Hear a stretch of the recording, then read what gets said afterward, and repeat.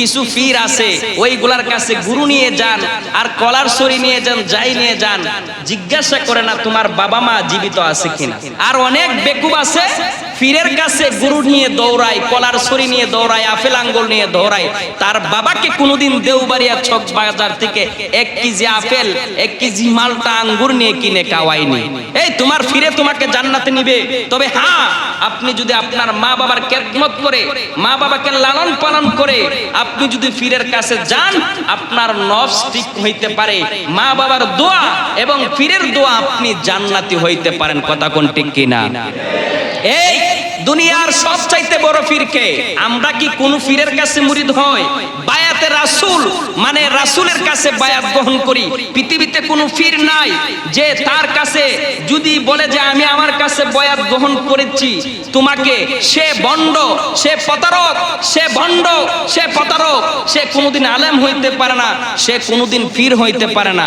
যে বাবা তুমি আমার হাতে বায়াত গ্রহণ করছো, কিন্তু তুমি মুরিদ হইছো বায়াতে রাসূল, আমার রাসূলের হাতে। বলেন না সুবহানাল্লাহ। ওয়াসকরের মতো পাগলা পৃথিবীতে আর জন্মাবে না। আমার রাসূল আখিরি নবী, খাতামান নবীন, তার কোনো নবী আসবে না। বড় পীর, ওলিদের ওলি, এই বড় পীরের মতো ওলি কিয়ামতের আগে আর আসবে না। ওয়াসকরি পাগলা আমার নবীর সাথে দেখা করতে চাইছে, আমার রাসূল পুজ দিছে, তালাশ দিছে তোমার বাবা এবং মা কেউ জীবিত আছে কিনা। ওয়াসকরি পাগলার মা জীবিত ছিল। ওয়াসকরি পাগলার মা জীবিত থাকার কারণে আমার রাসূল বলেছে তুমি তোমার মায়ের খেদমত করো। তুমি যদি তোমার মায়ের খেদমত করো, এই পাগলা আমার মহব্বত অর্জন হয়ে যাবে। বলেন না সুবহানাল্লাহ। এই আমার রাসূল থেকে কেউ বড় হইতে পারে? মা বাবা রাইকা পীরের কাছে দৌড়াও, মা বাবা রাইকা পীরের কাছে দৌড়ানো যাবে না। মা বাবাকে মহব্বত করে পীরের কাছে দৌড়ানো লাগবে। ওয়াসকরণী পাগলার জন্য আমার নবীজি ভালোবেসে একটা জুব্বা দিলেন, একটা জুব্বা দিলেন, জুব্বাটা দিলেন, জুব্বাটা নিয়ে দাঁড়াইলেন। উমর মনে করতেছেন উমরকে দিবে, উমর আমার নবীকে মহব্বত করে। আবু বকর সিদ্দিক মনে করতেছেন আবু বকর সিদ্দিককে দিবেন, আবু বকর সিদ্দিক আমার নবীজির বাল্যকালের বন্ধু না। আলী মনে করতেছেন যে আমি মেয়ের জামাতা আমাকে দিবে, উসমান মনে করতেছেন আমি 2 মেয়ের জামাতা 2 মেয়েকে বিবাহ করেছি আমাকে দিবে না। সকলের ভুল ভেঙ্গে ওই অনেক দূর দূরান্তে ওয়াসকরণীর জন্য আমার নবী জুব্বা পাঠিয়ে দিলেন। বলেন না সুবহানাল্লাহ। এই জন্য নবীকে মহব্বত করবেন, মা বাবাকে মহব্বত করে দেখবেন স্বয়ং রওজা পাক থেকে আমার নবী আপনি আমাকে দিদার দিবে। বলেন না সুবহানাল্লাহ। আপনি যখন খারাপ কাজ করবেন, এই মজলিস তথা গোটা বাংলাদেশে অনেক পরিবার আছে যারা পরিচালকের কথা শুনে না। যে পরিবারের যে একজন মুরব্বী রয়েছে, একজন পরিচালক রয়েছে, তার কথা শুনে না।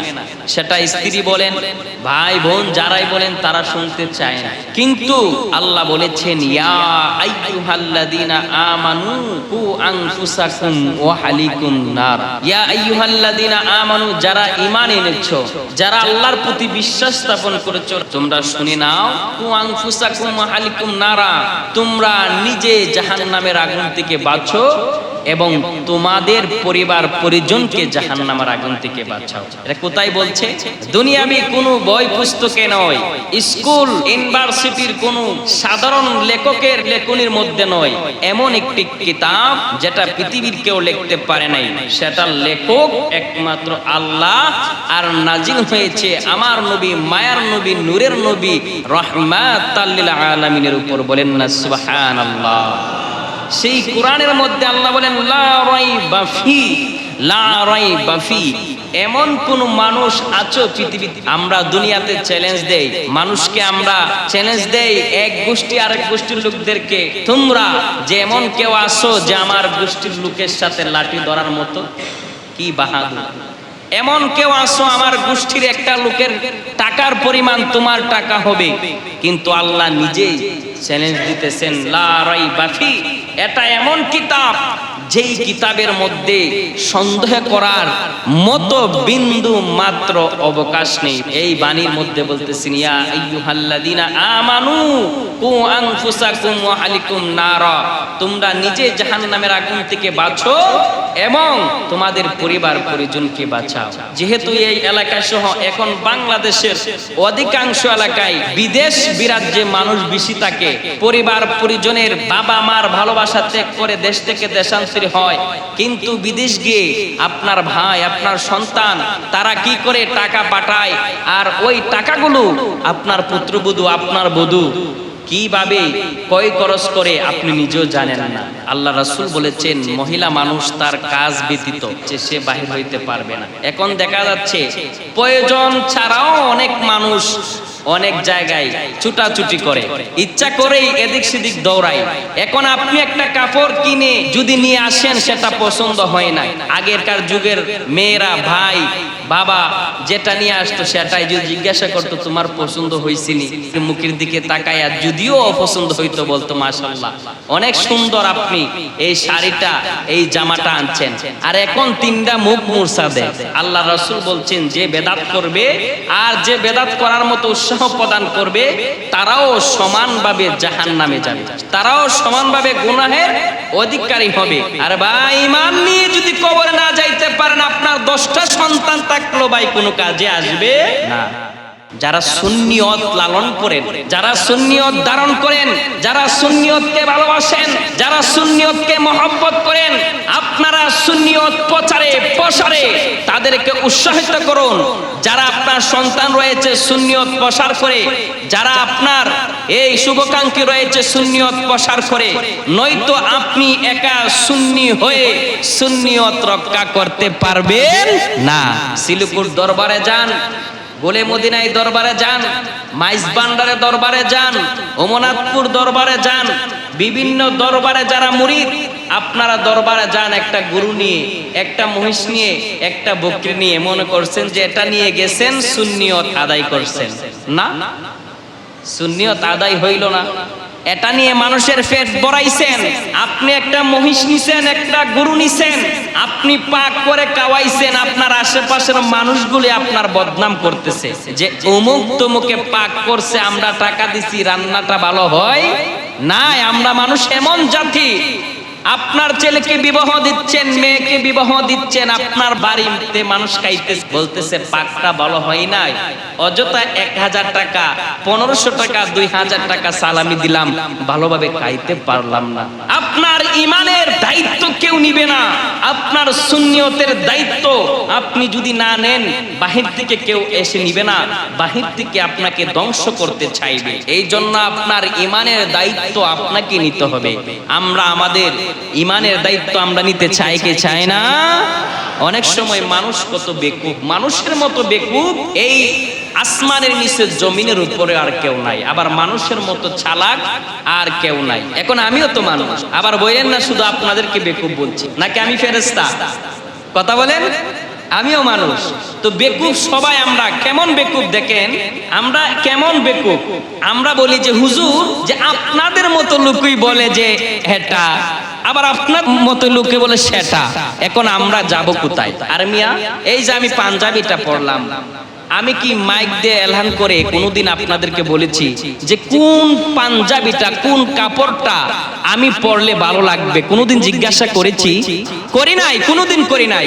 আমার সভাপতি সাহেব করছে যে হুজুর কোন পাঞ্জাবিটা পরে আসবো, সেক্রেটারি করছে, ক্যাশিয়ার করছে, অনেকের সাথে আমার নিয়মিত ওঠা বসা আছে। কেউ কোনোদিন জিজ্ঞাসা করেছেন যে কোন পাঞ্জাবিটা আমি পরবো? তো জিজ্ঞাসা করেন নাই কেন? তো এই কথাটা কেন জিজ্ঞাসা করেন যে হুজুর আপনাদের মতোই লোক করতোই, আবার এইভাবে বলে সেইভাবে বলে। আরে ভাই দুনিয়ার সকল কিছু বুঝেন, কোনটা হক কোনটা বেহক এটা আপনি বুঝেন না, এটা বুঝেন না, তখন হুজুর লাগবে কেন? তখন হুজুরদের উপর দোষ চাপায়া দেন কেন?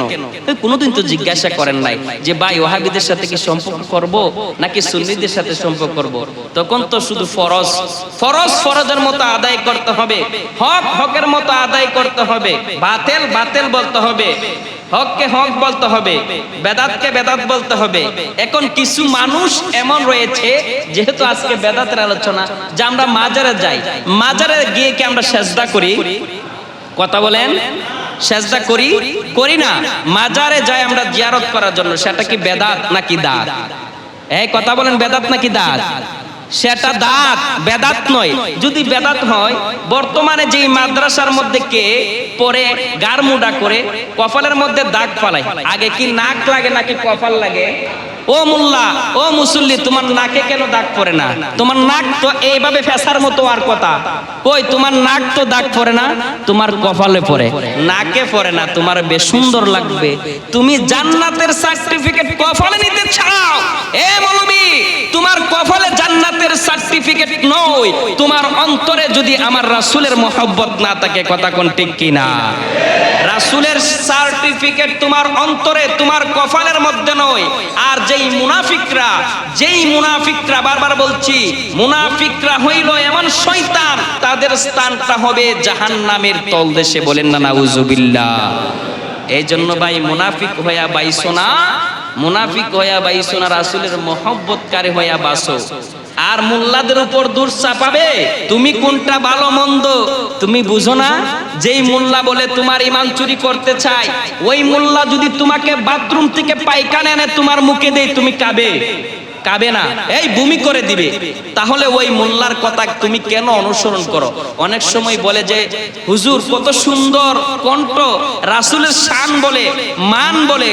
আপনারা অনেকেই দুধের ব্যবসার সাথে জড়িত, আমি দেখলাম এই এলাকায় অনেকে গাবি পালন করেন।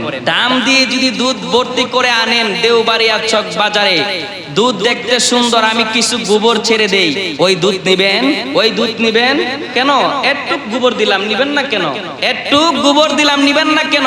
তো তারা এইরকম ভাবে ভালো ভালো কথা বলে, কিন্তু রাসূল যার জন্য কুল কায়নাত সৃষ্টি, তাকে মানার মতো মানে না। খোঁজ করুন, তালাশি করুন। এবং আমাদের মধ্যে কিছু বন্ড রয়েছে, আমাদের মধ্যে কিছু বন্ড রয়েছে বাড়াবাড়ি করে, ওই বন্ডদের জন্য সুন্নিয়তের বদনাম হয়, আছে কি নাই? ওইগুলো পরিহার করে চলো। আর একটা বেদাত আপনাদের এলাকায় বেশি প্রচলিত, বেগানা একজন মহিলা যদি আপনার বাড়িতে দোয়া করতে যায়, আপনার মুর্দাগণের উপর রহমতের বদলে গজব নাজিল হবে। অনেক মহিলা সমাবেশ হয় না? সব মহিলা কি স্বামীর আদেশ কমে যায়? অনেকে অভিযোগ আছে যে হুজুর আমাকে ঘুমের মধ্যে রাইখা চলে যায়, আছে কি নাই? অনেকের অভিযোগ আছে ঘুমের মধ্যে রাইখা চলে যায়। ওই মহিলা কিয়ামত পর্যন্ত যদি দোয়া দুরূদ করে, একটা দোয়া দুরূদও তার কাজে আসবে না, তার প্রতি আল্লাহর লানত থাকবে। এটা অতি শীঘ্রই আপনারা বন্ধ করুন, নয়তো আপনাদের সমাজের দুরবস্থা হবে, সমাজের কঠিন অবস্থা হবে। ওই নারীর সন্তান কোনোদিন আল্লাহওয়ালা হবে না, ওই নারীর সন্তান কোনোদিন ইমানদার হবে না। গাঞ্জা খাবে, ইয়াবা খাবে, ফেন্সি খাবে, যত ধরনের মাদকাসক্ত আছে সেটা খাবে। কারণ এই যুগে আছে, জাহিলিয়াতের যুগ ছিল। আপনার সন্তান জাহিলিয়াতের দিকে ছুটে যাবে, জাহিলিয়াতের দিকে দাবিত হবে। আপনি তালাশি করে পান না কেন? আপনার পরিবারে গজব হচ্ছে, কেন আযাব হচ্ছে? এটাই কারণ। আপনার স্ত্রী যদি দুশ্চরিত্রা হয়, আপনার স্ত্রী যদি বেগানা হয়, আপনার ওই সন্তান, আপনার স্ত্রীর মাধ্যমে যত সন্তান আসবে, একটা সন্তানও নেক সন্তান হবে না, প্রত্যেকটা সন্তান কুসন্তান হবে। স্বামীর অবাধ্য স্ত্রী কোনোদিন জান্নাতের সুগারানো পাবে না। অনেক সময় বালা মানুষের সন্তান খারাপ হয়, আমি বারবার বলেছি, কিন্তু সেটা দেখবেন যুগের পরে যুগ থাকে না, কিছুদিন তাকে পরে ভালো হয়ে যায়। কিন্তু খারাপ মানুষের সন্তান কোনোদিন ভালো হয় না, খারাপ মানুষের সন্তান কোনোদিন ভালো হয় না। সমাজের চাপে এই জন্য তালাশি করবেন, সন্তান কোথায় যায়, স্ত্রী কোথায় যায়, আপনার ছেলেটা মেয়েটা স্ত্রী কোথায় যায় সেটা তালাশি করবেন। নয়তো ইয়া আইয়ুহাল্লাযীনা আমানু কু আনফুসাকুম ওয়া আহলিকুম নারা, জাহান্নামে আপনি জ্বলবেন। আপনার নিজেকে জাহান্নাম থেকে বাঁচাতে হবে, পরিবার পরিজনকে বাঁচাতে হবে। আমরা বাঁচাতে চাই কি চাই না? আরেকটা অনুরোধ ভাই, তিনজন বসে এক জায়গায় কানাকানি, হানাহানি, পরনিন্দা, সমালোচনা করবেন না। যে বলতে পারেন যে হুজুর এটা কি আমার জন্য না, এটা আপনার নিজের জন্য। আমরা সমালোচনা আলোচনা থেকে বাঁচতে চাই কি চাই না? এইগুলো থেকে যেন আল্লাহ হেফাজত করেন, সবাই বলেন আমিন।